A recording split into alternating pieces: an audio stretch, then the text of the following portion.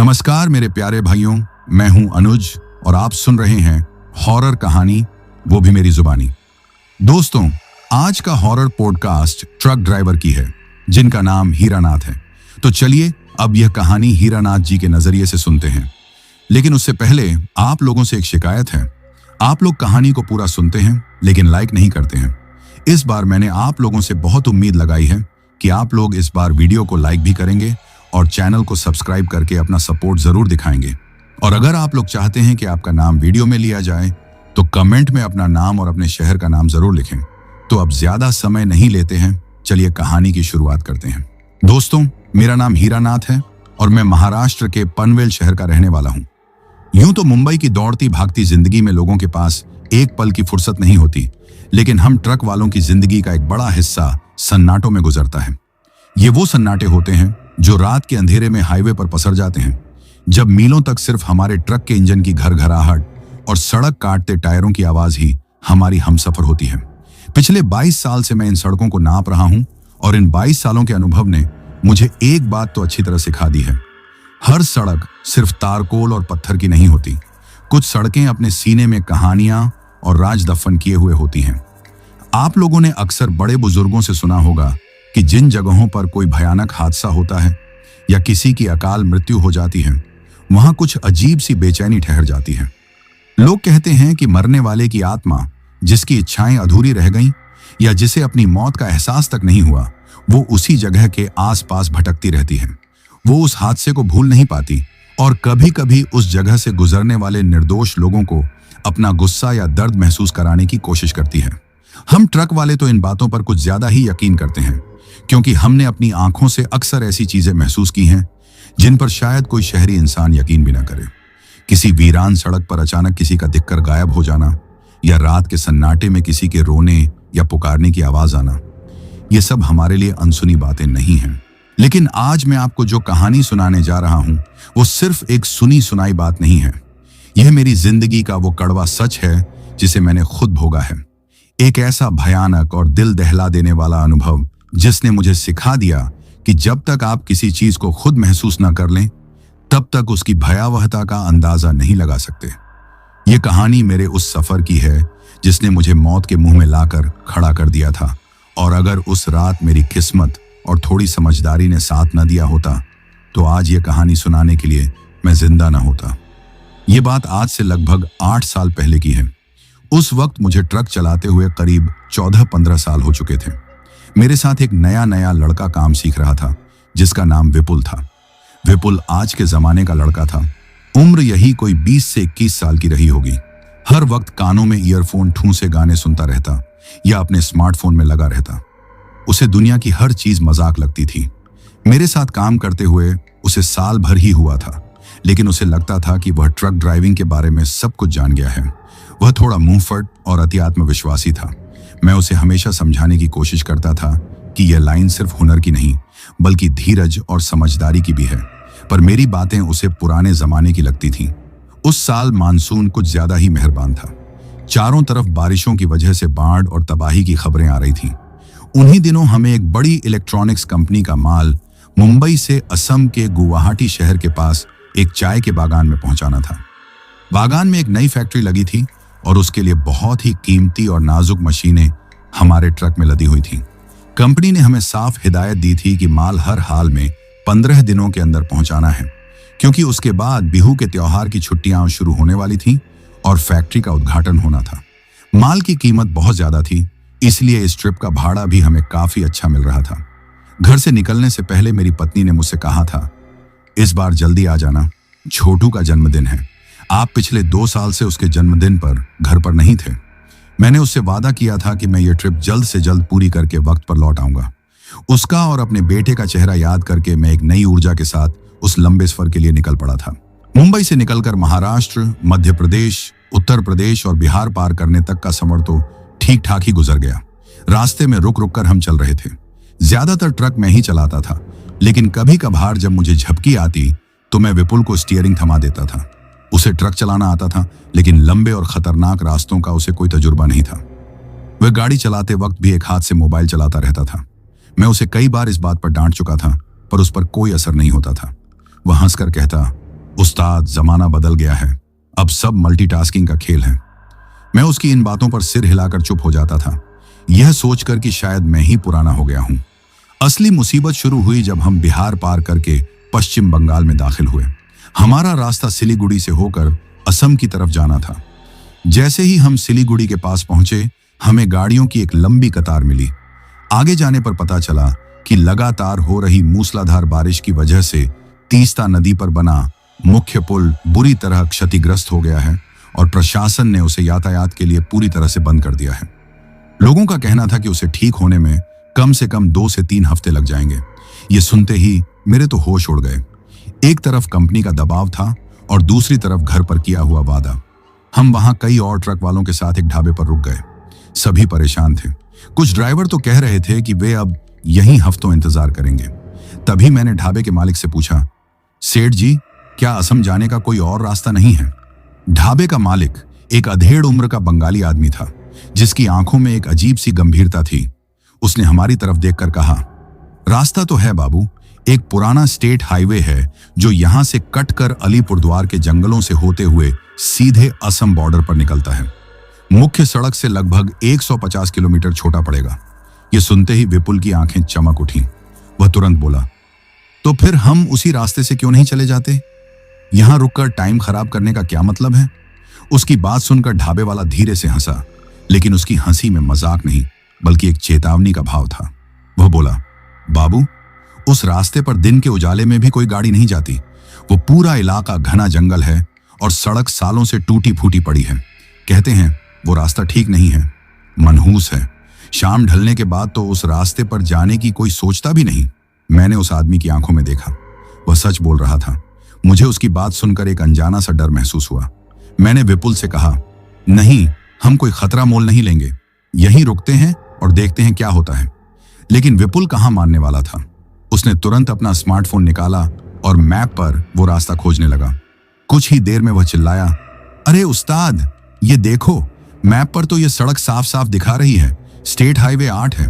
थोड़ी खराब होगी पर हमें 150 किलोमीटर बचाएगी। हम लोग शाम होने से पहले ही जंगल पार कर लेंगे। आप भी कैसी पुरानी बातें लेकर बैठ जाते हो? मैंने उसे समझाने की बहुत कोशिश की। विपुल, मैप हर चीज नहीं बताता। हमें स्थानीय लोगों की बात पर भरोसा करना चाहिए।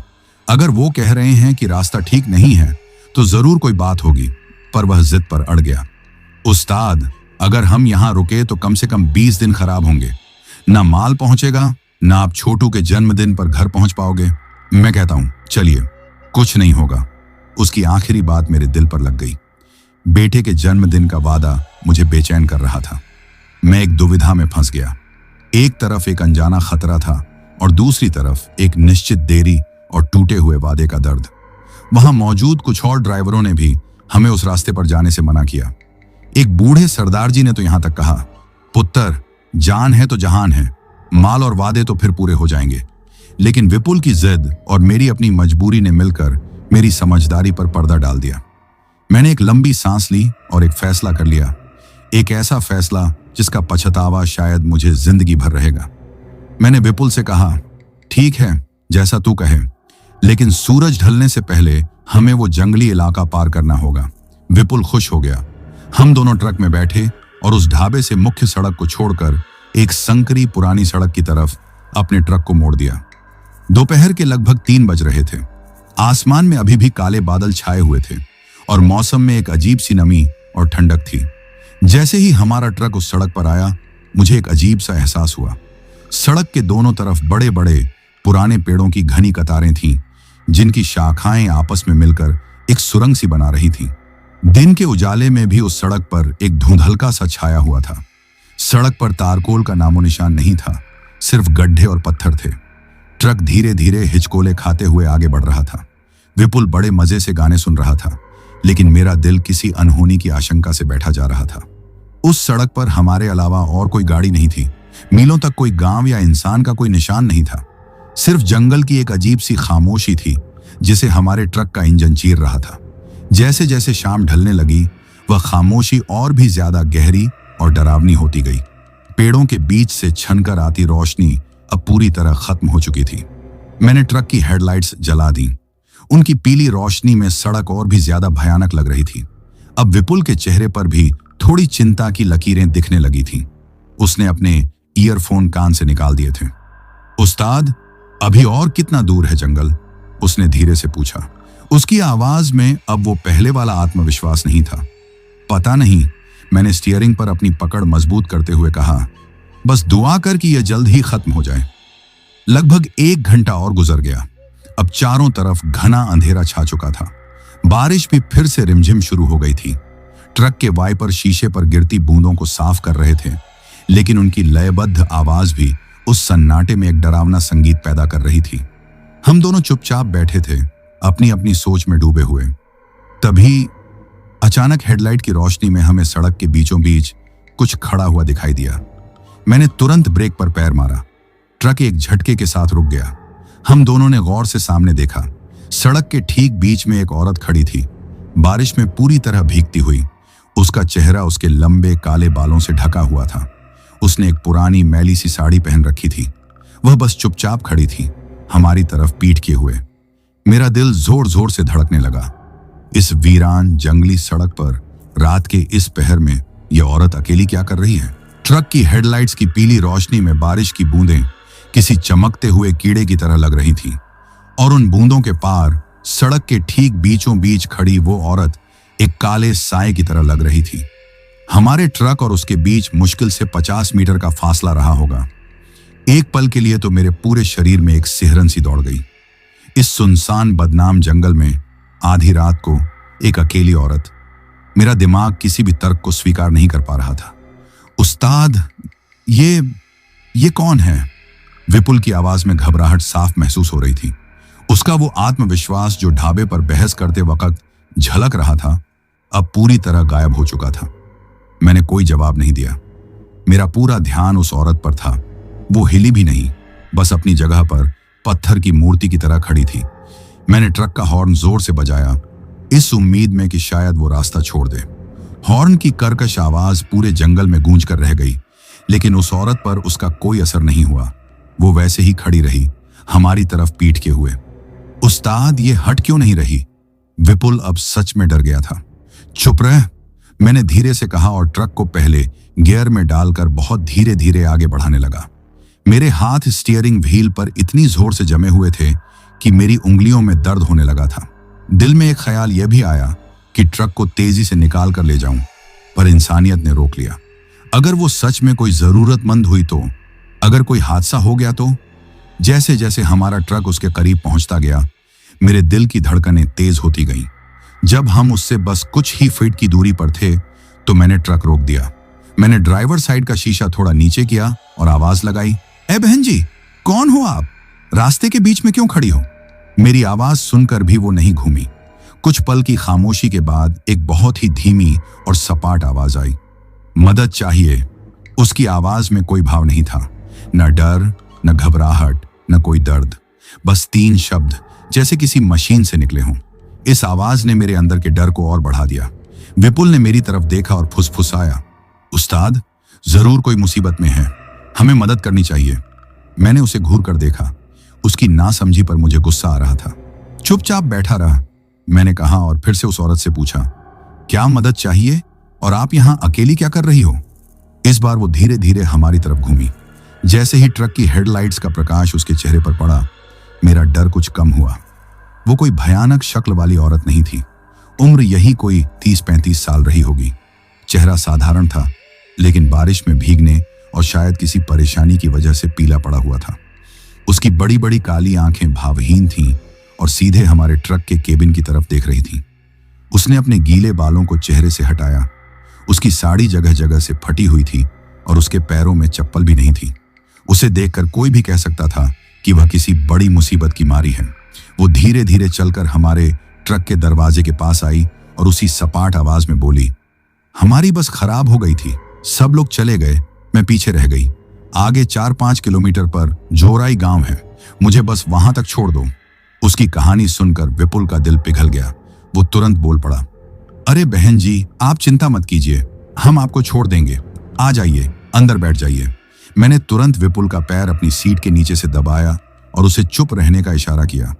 मैंने उस औरत से कहा, देखो बहन जी, हम ट्रक वाले हैं, हम रास्ते में किसी अजनबी को नहीं बिठा सकते, कानून के खिलाफ है, और यह रास्ता भी ठीक नहीं है। मेरी बात सुनकर उसकी भावहीन आंखों ने एक पल के लिए मुझे घूरा। फिर वो बोली, इस जंगल में एक औरत को अकेले मरने के लिए छोड़ जाओगे? अगर मेरे साथ कुछ हो गया तो क्या खुद को माफ कर पाओगे? उसका यह सवाल सीधा मेरे दिल पर लगा। मैं एक बाप था, एक पति था। मेरी इंसानियत मुझे कचोटने लगी। एक तरफ मेरा 22 साल का तजुर्बा और दिल का डर था जो कह रहा था कि कुछ बहुत गलत है। दूसरी तरफ एक औरत की मदद की गुहार थी। विपुल फिर से बोल पड़ा, उस्ताद प्लीज मना मत करो, हम इंसान हैं, जानवर नहीं। अगर इनको कुछ हो गया तो हम खुद को कभी माफ नहीं कर पाएंगे। बस 4-5 किलोमीटर की ही तो बात है। मैं एक भयानक कशमकश में फंस गया। उस औरत की आंखों में देखकर मुझे कुछ भी ठीक नहीं लग रहा था, लेकिन विपुल की बातें और मेरी अपनी इंसानियत मुझ पर हावी हो रही थी। शायद मैं ज्यादा सोच रहा हूं, शायद वो सच में एक बेचारी परेशान हाल औरत है। यही सोचकर मैंने अपने तजुर्बे को एक तरफ रखा और अपनी जिंदगी की सबसे बड़ी गलती कर बैठा। ठीक है, मैंने एक गहरी सांस लेकर कहा, आ जाओ, बैठ जाओ। यह सुनते ही विपुल ने जल्दी से खलासी साइड का दरवाजा खोला। वो औरत बिना कुछ कहे चुपचाप ट्रक के केबिन में आकर बैठ गई। उसके बैठते ही केबिन में एक अजीब सी ठंडक फैल गई, जबकि बाहर बारिश के बावजूद उमस थी। इसके साथ ही एक अजीब सी गंध भी आई, जैसे गीली मिट्टी और सड़े हुए फूलों को मिला दिया गया हो। मैंने सोचा शायद बारिश में भीगने की वजह से ऐसा लग रहा है। वो औरत हम दोनों के बीच में गियर बॉक्स के ऊपर बनी छोटी सी सीट पर सिकुड़ कर बैठ गई। मैंने ट्रक आगे बढ़ाया। केबिन के अंदर एक अजीब सी खामोशी छा गई थी। विपुल जो हमेशा बक-बक करता रहता था, अब चुप था। शायद उसे भी अब माहौल की गंभीरता का एहसास हो रहा था। मैंने उस खामोशी को तोड़ने की कोशिश की। तो जोराई गांव में आपका घर है? हाँ, उसने बस इतना ही जवाब दिया, बिना मेरी तरफ देखे। उसकी नजरें सामने शीशे के पार अंधेरे में टिकी हुई थीं। बस तो काफी पीछे खराब हुई होगी, मैंने फिर पूछा। उसने कोई जवाब नहीं दिया। उसकी यह चुप्पी बहुत असहज करने वाली थी। मैंने साइड मिरर से उसकी तरफ देखने की कोशिश की, लेकिन अंधेरे में उसका चेहरा साफ नहीं दिख रहा था। ट्रक गड्ढों भरी सड़क पर धीरे धीरे चल रहा था। बारिश अब तेज हो गई थी और वाइपर की आवाज के सिवा और कोई आवाज नहीं थी। लगभग 10 मिनट तक हम ऐसे ही चलते रहे। वो तथाकथित जोराई गांव का कोई नामो निशान नहीं था। अब मेरा सब्र जवाब दे रहा था और डर फिर से मुझ पर हावी हो रहा था। मुझे लग रहा था कि मैंने उसे बिठाकर बहुत बड़ी गलती कर दी है। तभी एक बड़े गड्ढे में ट्रक का पहिया पड़ने से एक जोर का झटका लगा। हम तीनों ही अपनी जगह पर उछल गए। उसी झटके में उस औरत की साड़ी, जो उसने अपने पैरों तक लपेट रखी थी, थोड़ी सी ऊपर घुटनों तक सरक गई। विपुल तो सामने देख रहा था, लेकिन मेरी नजर एक पल के लिए नीचे उसकी तरफ गई। मैं बस यह देखना चाहता था कि वह ठीक है या नहीं। लेकिन जैसे ही मेरी नजर उसके पैरों पर पड़ी, मेरे हलक से एक चीख निकलते निकलते रह गई। मेरा खून जम गया। मेरी सांसें जैसे एक पल के लिए रुक गईं और मेरे हाथ स्टीयरिंग पर कांपने लगे। ट्रक थोड़ा सा लहराया, लेकिन मैंने किसी तरह खुद को संभाला। मैंने जो देखा था उस पर मुझे यकीन नहीं हो रहा था। मैंने अपनी आंखों को झपकाकर फिर से देखा।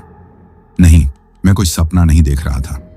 उस औरत के पैर, उसके पैर इंसानों की तरह नहीं थे। वे एड़ी की तरफ से आगे थे और पंजे पीछे की तरफ मुड़े हुए थे। मेरे दादाजी की सुनाई बचपन की कहानियां मेरे दिमाग में बिजली की तरह कौंध गईं।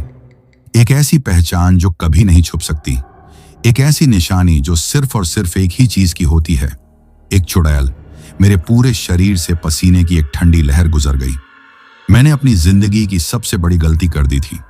मैंने एक मामूली औरत समझकर जिसे अपने ट्रक में पनाह दी थी, वो कोई इंसान नहीं बल्कि एक शैतानी ताकत थी। और अब हम दोनों, भाई मैं और विपुल, इस चलती हुई लोहे की कब्र में उसके साथ कैद थे, एक ऐसे रास्ते पर जहां मदद के लिए मीलों तक कोई नहीं था। एक पल को लगा जैसे मेरे कानों में किसी ने पिघला हुआ सीसा डाल दिया हो। दुनिया की सारी आवाजें बंद हो गईं और मेरे दिमाग में सिर्फ एक ही तस्वीर घूम रही थी, पीछे की ओर मुड़े हुए वो भयानक पैर। मेरा पूरा शरीर बर्फ की तरह ठंडा पड़ गया था, लेकिन माथे पर पसीने की गर्म बूंदें फूट पड़ी। हाथ स्टीयरिंग पर कांप रहे थे और पैर ब्रेक और एक्सीलरेटर के बीच में बेजान से हो गए थे। एक पल को तो लगा कि मैं ट्रक से अपना नियंत्रण खो दूंगा, लेकिन तभी मेरे जहन में मेरे घर का, मेरी पत्नी और मेरे बेटे छोटू का चेहरा कौंध गया। यह ख्याल आते ही मेरे अंदर जैसे किसी ने बिजली भर दी। मैं मर नहीं सकता, मुझे जीना होगा। मुझे इस मुसीबत से बाहर निकलना होगा, सिर्फ अपने लिए नहीं बल्कि इस नासमझ लड़के विपुल के लिए भी। मैंने गहरी सांस लेकर किसी तरह खुद को संभाला। सबसे जरूरी काम यह था कि मैं बिल्कुल सामान्य दिखूं। अगर उस शैतानी चीज को या विपुल को जरा भी शक हो गया कि मैं सच्चाई जान चुका हूं, तो खेल उसी पल खत्म हो जाएगा। विपुल अगर घबरा गया तो वह कोई ऐसी हरकत कर बैठेगा जो हम दोनों को मौत के मुंह में धकेल देगी। और वो औरत या जो भी वो थी, अगर उसे पता चल गया तो वो शायद हमें एक पल की भी मोहलत नहीं देगी। मैंने अपनी आंखों को जबरदस्ती सड़क पर टिकाया और ट्रक को उसी धीमी रफ्तार से आगे बढ़ाता रहा जैसे कुछ हुआ ही ना हो। पर अब केबिन का माहौल मेरे लिए बदल चुका था। वो ठंडक अब मेरे रोंगटे खड़े कर रही थी। वो सड़ी हुई गंध अब मुझे मौत की महक लग रही थी। और मेरे बगल में बैठी वो औरत अब एक असहाय शिकार नहीं बल्कि एक चालाक शिकारी लग रही थी, जो अपने शिकार को सही जगह पर ले जाने का इंतजार कर रही थी। मेरा दिमाग किसी सुपर कंप्यूटर की तरह चल रहा था। यहां से कैसे निकले? क्या मैं ट्रक की रफ्तार बढ़ाकर भाग जाऊं? नहीं, यह सड़क इतनी खराब है कि तेज रफ्तार का मतलब है एक निश्चित दुर्घटना। क्या मैं ट्रक को यहीं रोककर कूद जाऊं? नहीं, वो हमें भागने का मौका नहीं देगी और मैं विपुल को अकेले नहीं छोड़ सकता था। मुझे एक योजना बनानी थी, एक ऐसी योजना जो बिल्कुल स्वाभाविक लगे और जिस पर उसे शक ना हो। हमें किसी भी तरह इस चलते हुए ताबूत यानी इस ट्रक के केबिन से बाहर निकलना था। मैं चलते चलते ही अपने दिमाग में अलग अलग बहाने सोचने लगा। ट्रक खराब होने का बहाना? नहीं, वो शायद यकीन न करे, उसे लगेगा कि मैं झूठ बोल रहा हूं। कोई और बहाना क्या हो सकता है? तभी मुझे वो तरकीब सूझी जो शायद हमारी जान बचा सकती थी। एक बहुत ही साधारण और प्राकृतिक बहाना। मैंने जानबूझकर थोड़ा असहज होकर अपनी सीट पर हिलना डुलना शुरू कर दिया। मैंने एक दो बार गहरी सांसें भी लीं, जैसे मैं कुछ बर्दाश्त करने की कोशिश कर रहा हूं। विपुल, जो अब तक चुपचाप बाहर अंधेरे में देख रहा था, उसने मेरी तरफ देखा। क्या हुआ उस्ताद, सब ठीक है? उसने पूछा। मैंने अपना चेहरा थोड़ा परेशान सा बनाते हुए कहा, अरे यार विपुल, वो ढाबे पर जो चाय पी थी वो अब असर दिखा रही है। ऊपर से यह ठंडी, पेट में अजीब सी गड़बड़ हो रही है। मैंने ये बात इतने स्वाभाविक ढंग से कही कि विपुल को इसमें कुछ भी अजीब नहीं लगा। वह बोला, तो रोक लो उस्ताद, साइड में। यही तो मैं चाहता था कि वो कहे, लेकिन मुझे अभी नाटक जारी रखना था। मैंने उस औरत की तरफ देखे बिना कहा, नहीं, थोड़ा और आगे चलते हैं, शायद वो जोराई गांव आ ही जाए। मैं यह देखना चाहता था कि इस पर उस औरत की क्या प्रतिक्रिया होती है। वह कुछ नहीं बोली, बस चुपचाप बैठी रही।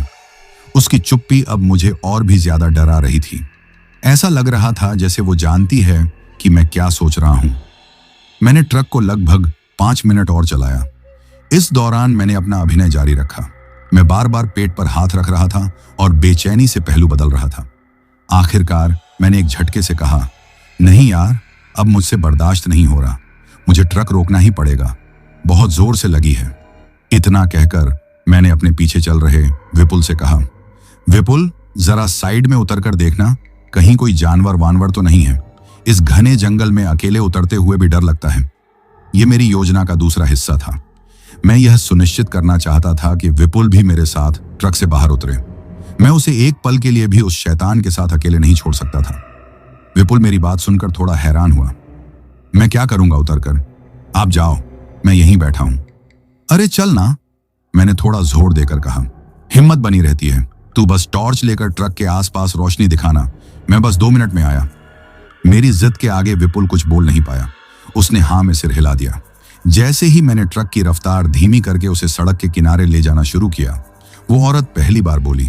उसकी वही सपाट, बिना भाव वाली आवाज मेरे कानों में पड़ी, यहां मत रोको। उसकी आवाज सुनकर मेरा दिल एक पल के लिए धड़कना भूल गया। मैंने उसकी तरफ बिना देखे पूछा, क्यों, क्या हुआ? यह जगह ठीक नहीं है, उसने कहा। यहां गांव के लोग भी रात में नहीं रुकते, बस थोड़ी दूर और चलो, गांव आने ही वाला है। उसकी यह बात मेरे लिए खतरे की घंटी थी। अब यह पक्का हो गया था कि वो किसी भी हालत में हमें यहां रुकने नहीं देना चाहती। वो हमें उस जगह पर ले जाना चाहती है जहां से हम कभी वापस ना आ सकें। अब मेरे पास पीछे हटने का कोई रास्ता नहीं था। मुझे अपनी योजना पर कायम रहना था। मैंने अपनी आवाज में थोड़ी झुंझलाहट और बहुत सारी मजबूरी मिलाकर कहा, बहन जी, मैं आपकी बात समझ रहा हूं, पर अब मेरे बस में नहीं है। पेट फटा जा रहा है। आप चिंता मत करो, हम बस 2 मिनट में गाड़ी में वापस आ जाएंगे। आप दरवाजा बंद करके अंदर ही बैठना। यह कहकर मैंने उसकी किसी और बात का इंतजार किए बिना ट्रक को सड़क के किनारे की कच्ची जमीन पर रोक दिया। इंजन अभी भी चालू था ताकि उसे यह न लगे कि हम भागने की फिराक में हैं। मैंने हैंड ब्रेक खींचा और विपुल की तरफ मुड़कर कहा, चल भाई जल्दी कर। मैंने जानबूझकर उसकी तरफ नहीं देखा, लेकिन मैं महसूस कर सकता था कि उसकी वो ठंडी भावहीन आंखें मुझे ही घूर रही हैं। केबिन के अंदर का तापमान जैसे और भी कई डिग्री नीचे गिर गया था। मैंने ट्रक का दरवाजा खोलने के लिए हैंडल पर हाथ रखा। मेरी हथेली पसीने से तर थी। ये मेरी जिंदगी का सबसे मुश्किल पल था। दरवाजे के उस पार एक अनजान अंधेरा जंगल था और दरवाजे के अंदर एक जानी हुई शैतानी ताकत। हम एक चलती फिरती कब्र से निकलकर एक अनजान खतरे की तरफ कदम बढ़ा रहे थे। जैसे ही मैंने दरवाजे का हैंडल दबाया और उसे बाहर की तरफ धकेला, बारिश और हवा का एक ठंडा झोंका मेरे चेहरे से टकराया। उस एक पल में मुझे नहीं पता था कि हम बचेंगे या मारे जाएंगे। जैसे ही मेरे पैर ट्रक से निकलकर कच्ची कीचड़ भरी जमीन पर पड़े, मैंने एक पल भी बर्बाद नहीं किया। मैंने विपुल का हाथ कसकर पकड़ा, जो अभी भी थोड़ा हैरान और कंफ्यूज्ड था, और उसे लगभग खींचते हुए सड़क से दूर पेड़ों के घने अंधेरे में ले जाने लगा। उस्ताद, अरे कहां जा रहे हो? इधर तो और भी अंधेरा है, विपुल ने फुसफुसाते हुए कहा। वो मेरे साथ कदम मिलाने की कोशिश कर रहा था। चुपचाप चलता रहा। मैंने बिना रुके, बिना उसकी तरफ देखे कहा। मेरी आवाज किसी अजनबी की तरह सख्त और गहरी हो गई थी। हम दोनों कांटेदार झाड़ियों और उलझी हुई बेलों को हटाते हुए जंगल में और अंदर धंसते जा रहे थे। बारिश की वजह से जमीन पर फिसलन थी और हर कदम पर हमारे जूते कीचड़ में ढंस रहे थे। मेरे दिमाग में बस एक ही बात चल रही थी, उस ट्रक से, उस शैतान से ज्यादा दूर हो जाना है। विपुल अब सच में घबरा रहा था। उस्ताद, हो क्या गया है? आप बता क्यों नहीं रहे? वो औरत अकेली है ट्रक में। हम जंगल में लगभग 20-25 कदम अंदर आ चुके थे। अब ट्रक की रोशनी भी पेड़ों की वजह से छिप गई थी। यहां इतना अंधेरा था कि हमें एक दूसरे का चेहरा भी साफ नहीं दिख रहा था। मैंने उसे एक बड़े पेड़ के तने के पास रोका। मैंने उसके दोनों कंधे पकड़े और उसे झकझोरते हुए अपनी तरफ घुमाया। विपुल, मैंने अपनी आवाज को जितना हो सके स्थिर रखने की कोशिश करते हुए कहा, अब मैं जो कहने जा रहा हूं उसे बिना सवाल किए मान लेना। अपनी जिंदगी की खैरियत चाहता है तो एक भी सवाल मत करना। मेरी आवाज और मेरे चेहरे के भाव देखकर उसका रहा सहा रंग भी उड़ गया। उसने डर से आंखें फैलाकर हाँ में सिर हिलाया। हम वापस उस ट्रक पर नहीं जा रहे, मैंने कहा, और अब चाहे कुछ भी हो जाए, कैसी भी आवाज आए, तू पीछे मुड़कर नहीं देखेगा, समझा? एक बार भी नहीं। पर क्यों उस्ताद? वह लगभग रोने वाली आवाज में बोला। पीछे क्या है? वो औरत। उसने अपना वाक्य पूरा किया भी नहीं था कि तभी पीछे ट्रक की दिशा से हमें एक आवाज आई। यह उसी औरत की आवाज थी, वही सपाट और भावहीन। कहां जा रहे हो? यह सवाल नहीं था, एक हुक्म था। ऐसा लगा जैसे हवा में झर घुल गया हो। विपुल का पूरा शरीर कांप गया। मैं समझ गया कि उसके पास अब ज्यादा वक्त नहीं है। मैंने उसका हाथ फिर से पकड़ा और उसे खींचते हुए कहा, चल, बस चलता रह और पीछे मत देखना। हम फिर से उस अंधेरे जंगल में भागने लगे, लेकिन अब पीछे से आती आवाजें बदल गईं। वो सपाट आवाज अब एक बहुत ही मीठी और मोहक आवाज में बदल गई थी, जैसे कोई अप्सरा गा रही हो। विपुल, अरे रुको तो, मेरी बात तो सुनो, मैं तुम्हें कुछ देना चाहती हूं। उस आवाज में एक अजीब सा जादू था, एक ऐसा सम्मोहन जो किसी को भी अपनी तरफ खींच ले। मैं तो सच्चाई जानता था, इसलिए मुझ पर उसका असर नहीं हुआ, लेकिन मैं विपुल के लिए डर गया। विपुल, उसकी बात मत सुनना, वो झूठ बोल रही है, वो इंसान नहीं है। मैं लगभग चीख पड़ा। तभी हमें ट्रक के दरवाजे के जोर से खुलने की क्रैक सी आवाज सुनाई दी, और उसके बाद जो आवाज आई उसने हमारी रूह कंपा दी। वो किसी इंसान के कदमों की आवाज नहीं थी, वो किसी भारी भरकम चीज के जमीन पर घिसटने की आवाज थी, जैसे कोई बहुत बड़ा जानवर अपने टूटे हुए अंगों के साथ चल रहा हो। हर कदम के साथ सूखी टहनियों के टूटने की चरमराहट उस भयावह आवाज को और भी डरावना बना रही थी। उस्ताद, वो क्या है? विपुल ने हकलाते हुए पूछा। मैंने कहा था पीछे मत देखना, मैंने चिल्लाकर कहा, लेकिन बहुत देर हो चुकी थी। शायद उस मीठी आवाज के जादू ने या उस भयानक घिसटने की आवाज के डर ने विपुल को मजबूर कर दिया था। उसने एक पल के लिए पीछे मुड़कर देख लिया, बस एक पल के लिए, लेकिन वो एक पल ही काफी था। उसके चलते हुए कदम अचानक वहीं जम गए। उसका हाथ जो मेरे हाथ में था वो बर्फ की तरह ठंडा पड़ गया। उसका मुंह खुला का खुला रह गया और उसकी आंखें ऐसे फैल गईं जैसे उन्होंने दुनिया की सबसे भयानक चीज देख ली हो। वह एक तक पीछे अंधेरे में देख रहा था जहां से वो आवाजें आ रही थीं। उस्ताद! उसकी आवाज एक दबी हुई चीख में बदल गई। उस्ताद! वो उसका चेहरा नहीं। मैं जानता था कि उसने क्या देख लिया है। उसने उस शैतान को उसके असली रूप में देख लिया था। मैं उसे किसी भी हाल में वहां रुकने नहीं दे सकता था। मैंने अपनी पूरी ताकत लगाकर उसे आगे की तरफ खींचा। विपुल, चल, रुक मत। वह जैसे किसी समाधि में चला गया था। मैं उसे लगभग घसीट रहा था। अब पीछे से आती आवाजें और भी भयानक हो गईं। घिसटने की आवाज के साथ साथ अब एक जानवर जैसी गुर्राहट भी शामिल हो गई थी। एक ऐसी गहरी घिनौनी गुर्राहट जिसे सुनकर किसी भी बहादुर इंसान का कलेजा मुंह को आ जाए। ऐसा लग रहा था जैसे वो शैतान हम पर हंस रहा हो, हमारे डर का मजा ले रहा हो। हम पागलों की तरह भाग रहे थे। झाड़ियां हमारे चेहरे और हाथों को छील रही थीं, लेकिन हमें दर्द का एहसास नहीं हो रहा था। हमारे फेफड़े जल रहे थे और पैर जवाब दे रहे थे। मुझे लगा कि अब हम नहीं बच पाएंगे, वो हमें पकड़ ही लेगी। तभी पेड़ों के बीच से कुछ दूर पर मुझे एक टिमटिमाता हुआ दिया दिखाई दिया। एक बहुत ही हल्की पीली रोशनी, एक उम्मीद की किरण। वो शायद किसी गांव की या किसी मंदिर की रोशनी थी। उसे देखते ही मेरे अंदर जैसे बची खुची सारी हिम्मत लौट आई। विपुल, वो देख, रोशनी! हमें बस वहां तक पहुंचना है, मैंने हाँफते हुए कहा। उस रोशनी को देखकर शायद विपुल को भी थोड़ा होश आया। उसने भी अपनी रफ्तार बढ़ाई। अब हम दोनों अपनी जिंदगी के लिए दौड़ रहे थे। पीछे से आती गुर्राहट और घिसटने की आवाज अब बहुत पास आ चुकी थी। मुझे अपनी गर्दन के पीछे उसकी मौजूदगी का एहसास हो रहा था। एक बर्फीली ठंडक, एक सड़ी हुई बदबू, जैसे वो बस अपना हाथ बढ़ाने ही वाली हो।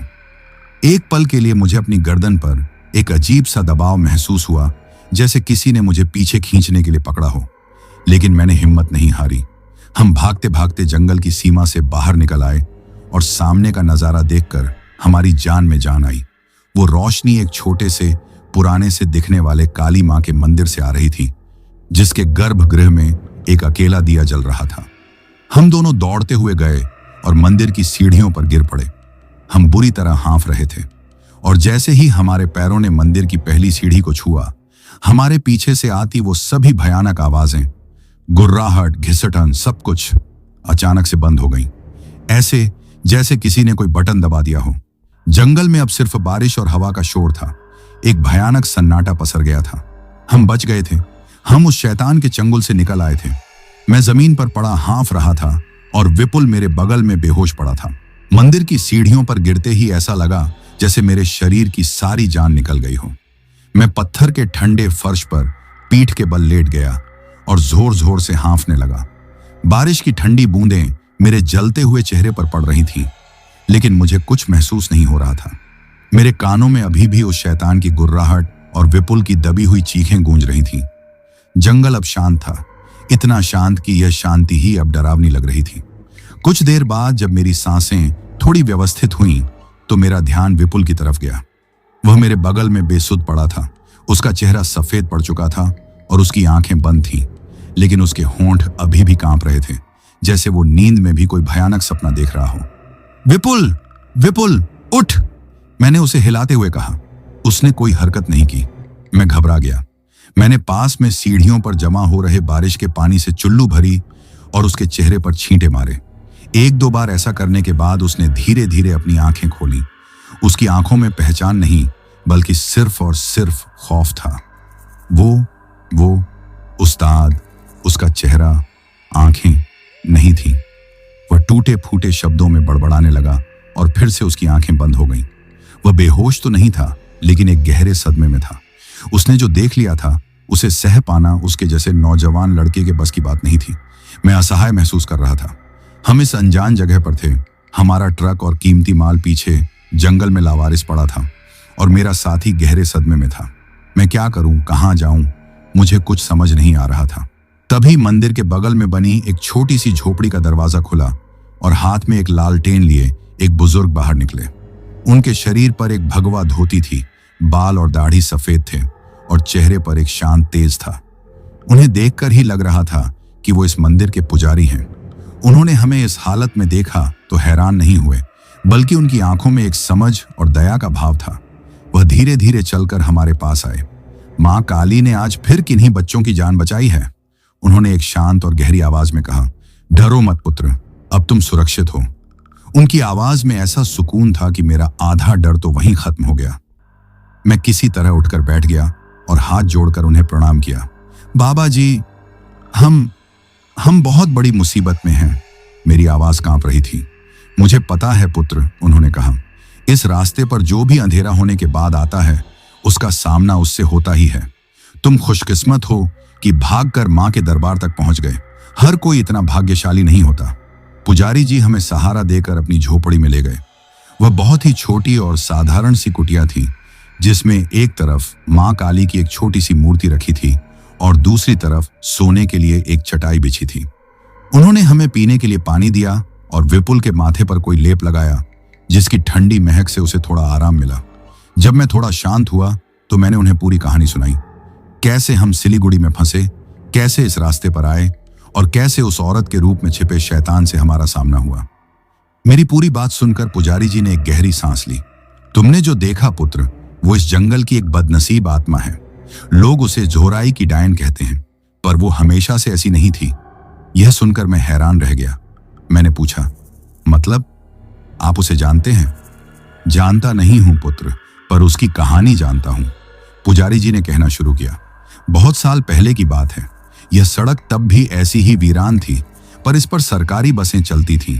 ऐसी ही एक बस में एक औरत अपने छोटे से बच्चे के साथ सफर कर रही थी। इसी जंगल में कुछ डाकुओं ने बस को लूटने के लिए रोका। लूटपाट के दौरान किसी बात पर डाकुओं का उस औरत से झगड़ा हो गया। गुस्से में एक डाकू ने उसके बच्चे को उससे छीनकर जंगल में फेंक दिया। यह सुनकर मेरे रोंगटे खड़े हो गए। पुजारी जी आगे बोले, अपने बच्चे के साथ ऐसा होते देख वो औरत पागल हो गई। वह डाकुओं से भिड़ गई और फिर उन दरिंदों ने उन्होंने उसके साथ बहुत बुरा सलूक किया और उसे भी मारकर यहीं जंगल में फेंक दिया। न तो कभी उसका बच्चा मिला और न ही उसकी लाश। उस दिन के बाद से ही उसकी आत्मा इस जंगल में भटक रही है। वो हर मुसाफिर में उन डाकुओं को खोजती है। पुजारी जी की आवाज में दर्द था। कहते हैं वो पहले मदद का नाटक करके परखती है। जो लोग उसकी मदद करने के लिए रुकते हैं, उन्हें देखकर उसका गुस्सा और बढ़ जाता है। उसे लगता है कि जब उसे और उसके बच्चे को मदद की जरूरत थी, तब कोई नहीं आया। वो उन लोगों को उसी दर्द और खौफ से गुजारना चाहती है जिससे वो खुद गुजरी थी। अब मुझे सब कुछ समझ आ रहा था। उसका वो सपाट व्यवहार, उसकी वो भावहीन आंखें, वो सब उसके टूटे हुए भरोसे और कभी ना खत्म होने वाले गुस्से का प्रतीक था। लेकिन बाबा जी, उसके पैर वो उल्टे थे, मैंने धीरे से कहा। हाँ पुत्र, पुजारी जी ने समझाया। जब एक आत्मा क्रोध और अन्याय की आग में जलती है तो उसकी प्रकृति उल्टी हो जाती है। वो इंसानियत के रास्ते से भटककर शैतानियत के रास्ते पर चली जाती है। उसके उल्टे पैर इसी बात का संकेत हैं कि उसकी रूह अब सीधी नहीं चल सकती। और मां काली का यह मंदिर, यह पवित्र भूमि है। कोई भी अपवित्र साया इसकी सीमा के अंदर प्रवेश नहीं कर सकता। तुमने जो अपनी गर्दन पर दबाव महसूस किया, वो उसकी आखिरी कोशिश थी तुम्हें इस सीमा में आने से रोकने की। सारी बातें सुनकर मेरा दिमाग सुन्न हो गया था। हम कितने बड़े खतरे से बचकर आए थे, इसका एहसास मुझे अब हो रहा था। पुजारी जी ने हमें रात के लिए अपनी कुटिया में ही रुकने को कहा। उन्होंने हमें खाने के लिए कुछ फल दिए, लेकिन मेरे गले से एक निवाला भी नीचे नहीं उतरा। विपुल अभी भी सदमे की हालत में था और बार बार नींद में कांप उठता था। मैं पूरी रात जागता रहा। बाहर बारिश होती रही और मेरे दिमाग में रात की घटनाएं किसी फिल्म की तरह चलती रही। मुझे बार बार अपने उस फैसले पर गुस्सा आ रहा था जिसके कारण मैंने विपुल की जान खतरे में डाल दी। सुबह होने वाली थी। बाहर अंधेरा थोड़ा छंटने लगा था। मेरे सामने अब एक नई और बहुत बड़ी समस्या खड़ी थी। हमारा ट्रक, लाखों का माल, सब कुछ पीछे उसी भयानक जंगल में था, उस शैतान के इलाके में। अब हम यहां से आगे कैसे जाएंगे? क्या हम कभी उस ट्रक तक वापस जा भी पाएंगे? सुबह की पहली किरण जब पेड़ों को चीरकर मंदिर के प्रांगण में उतरी तो रात का खौफ थोड़ा कम हुआ। बारिश थम चुकी थी, लेकिन जंगल से आती ठंडी हवा में अभी भी एक अनजानी सी उदासी घुली हुई थी। पुजारी जी ने हमें सुबह की चाय दी और विपुल को देखा, जो अब जाग तो गया था, पर एक कोने में चुपचाप गुमसुम सा बैठा था। उसकी आंखों से वो पुरानी चमक और शरारत गायब हो चुकी थी। उसकी जगह एक गहरे अनजाने डर ने ले ली थी। मेरे सामने सबसे बड़ा सवाल वही था। हमारा ट्रक, लाखों का माल, कंपनी की जिम्मेदारी, घर पर किया हुआ वादा, सब कुछ उस जंगल में फंसा हुआ था। मैंने हिम्मत करके पुजारी जी से पूछा, बाबा जी, क्या अब दिन के उजाले में उस रास्ते पर जाना सुरक्षित होगा? हमें अपना ट्रक वापस लाना है। पुजारी जी ने मेरी आंखों में देखा। पुत्र, दिन में सूर्य का प्रकाश होता है और प्रकाश में बुरी शक्तियों का बल कम हो जाता है। वो आत्मा दिन में तुम्हें कोई शारीरिक हानि नहीं पहुंचाएगी, पर उसकी मौजूदगी का एहसास तुम्हें जरूर होगा। वो वहीं है, अपने दर्द के साथ। जब तुम वहां जाओ तो मन में कोई द्वेष या भय मत रखना। बस सम्मान के साथ अपना काम करना और सीधे निकल आना, रुकना मत।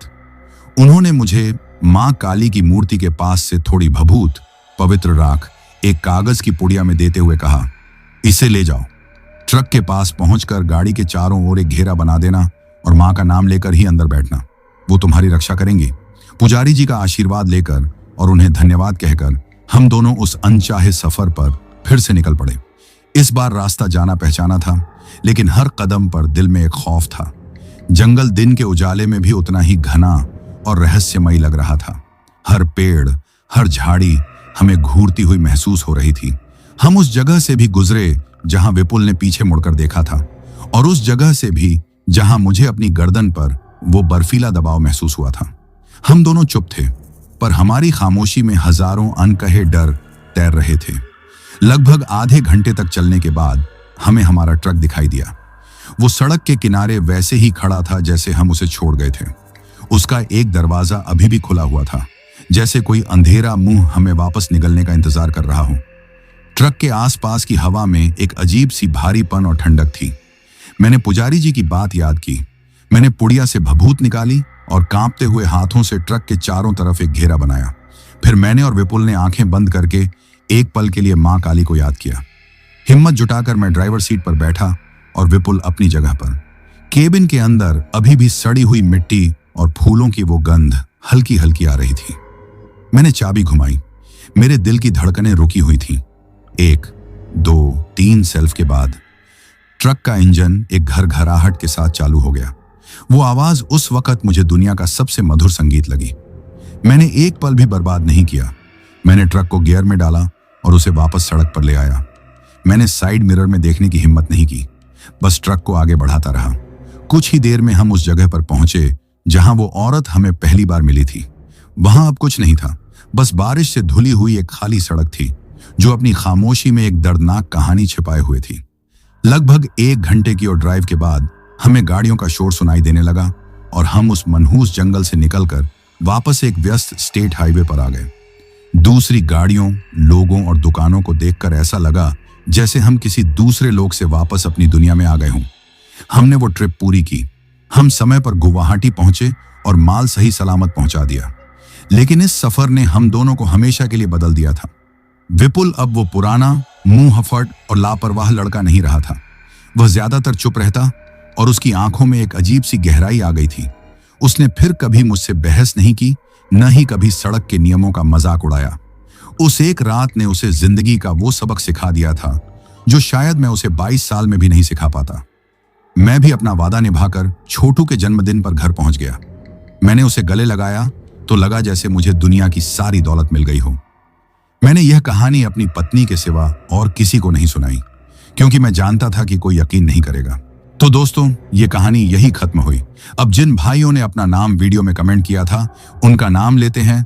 बल्लूराम वर्मा भाई रायपुर छत्तीसगढ़ से, राजीव कुमार नायक भाई रायरंगापुर से, स्कैरी स्पाइडर भाई असम से, फैजान अंसारी भाई भोपाल मध्य प्रदेश से, अरशद भाई सूरत से, सक्षम भाई बाटला पंजाब से, भूपेन भाई इंडिया से, मिली भाई लखनऊ से, सरिता मालधनजी उत्तराखंड से, दिलशाद भाई जयपुर से, आदिया फजल भाई कराची पाकिस्तान से, राम करुष्णा भाई ओडिशा भुवनेश्वर से, जसविंदर सिंह भाई दबावली पंजाब से, किस्सन मकावाना भाई भावनगर से, दिनेश श्रेष्ठा जी यूनाइटेड किंगडम लंदन से, बलिहार भाई पंजाब से, दिव्यांश रजक भाई जिगनी मुरैना मध्य प्रदेश से, दिव्यांश चेतिया भाई असम से, SK जिंदल भाई लुधियाना पंजाब से, संजय भाई नेपाल से, अभिलाष भाई ओडिशा से, सोनू कुमार भाई बक्सर से, मयंक ग्लौद भाई बीकानेर राजस्थान से, पटेल जयश्री और पटेल जसवंत भाई सूरत से, अवनीत जानवी मानसी जालंधर पंजाब से, बिट्टू सिंह भाई बक्सर बिहार से, गौतम कोनिका रविदास भाई असम करीमगंज से, नासिमुद्दीन अलवी भाई मुरादाबाद उत्तर प्रदेश से, बूबू मोनी जी असम गोहपुर से, सिम्मी मीणा जी जयपुर राजस्थान से, ओमनी गौड भाई पंजाब से, दीपक भाई सहरसा से, आदित्य शर्मा भाई असम से, फरीज अली भाई असम से, वरुण कुमार भाई झारखंड से, करण भाई पंजाब से, हीरा थापा भाई धनबाद से, रोमियो भाई नॉर्थ ईस्ट असम से, देवोजीत भाई असम से, खुशहाल चौहान भाई गुजरात से, आदिल भिलाई भाई छत्तीसगढ़ से, अनिल भाई माल्टा से, दिव्यांग वाघिया भाई मुंबई से, किशन मोहन राठौद भाई मुंबई से, सफदार अब्बास भाई पाकिस्तान से, सुबराज भाई इंडिया से, रवि भाई भोपाल मध्य प्रदेश से, अभिषेक शर्मा भाई कानपुर से, दिव्यानी जी दार्जिलिंग से, मालधन भाई उत्तराखंड से, नर्मदा प्रसाद लोधी भाई इंडिया से, मोहम्मद इशरार भाई कन्नौज से, बाबू मंडल भाई राउरकेला से, मोहम्मद रफीक क्वादरी भाई गुलबर्गा से, अनिल चौहान भाई सिवान बिहार से, सुरेश सारण भाई नागौर राजस्थान से, शत्रुघ्न भाई गोपालगंज बिहार से, एजाज भाई दिल्ली से, यूसुफ शाह भाई लाहौर पाकिस्तान से, पार्थ भाई और भूमिका जी ओहियो से, श्रद्धा और रोहन भाई कोलंबस से, घनश्याम और ऐश्वर्या जी तंजानिया से, अमीनुर रहमान भाई गुवाहाटी असम से, आसिफ भाई कराची से, परशु भाई पंजाब से, कपिल सुनिया भाई गुजरात अहमदाबाद से, आर्यन भाई बिहार से, अजीज भाई हैदराबाद से, अभिषेक कुमार पांडे भाई सीतापुर से, साहिल खान भाई पाकिस्तान से, हरिकिशन सक्सेना, शशि सक्सेना, अनुष्का सक्सेना और गुड्डू सक्सेना भाई हाथरस से, जोगिंदर पाल भाई पंजाब से, ताज वली खान और मुस्तफ़ा खान भाई यूनाइटेड किंगडम से, कपिल त्यागी भाई राजस्थान से, सीमा जी असम से, जुनैद अहमद भाई हरदोई से, उमर फारूक और मारिया फातिमा जी तेलंगाना वारंगला से, सत्या भाई नेपाल से, सतीश कुमार भाई दिल्ली से, सूरज भाई लैलूंगा से, मोहसिन भाई इंडिया से, शिवदास वार्डनकर भाई महाराष्ट्र से, अरमान भाई गुजरात अहमदाबाद से। और जिन भाइयों ने अपना नाम कमेंट किया है लेकिन उनका नाम वीडियो में नहीं लिया गया है, तो भाइयों आप लोग टेंशन ना ले, आप लोगों का नाम अगली वीडियो में जरूर लिया जाएगा। और अगर आप लोग भी चाहते हैं कि आपका नाम वीडियो में लिया जाए तो अपना नाम और अपने शहर का नाम वीडियो में कमेंट करें। अगर आपको यह कहानी पसंद आई हो तो वीडियो को लाइक और चैनल को सब्सक्राइब करें ताकि और भी डरावनी कहानियां आप तक पहुंच सकें। कहानी को अंत तक सुनने के लिए दिल से धन्यवाद दोस्तों। आज के लिए बस इतना ही, मिलते हैं जल्द ही कुछ नई कहानियों के साथ। तब तक के लिए अपना ध्यान रखिए।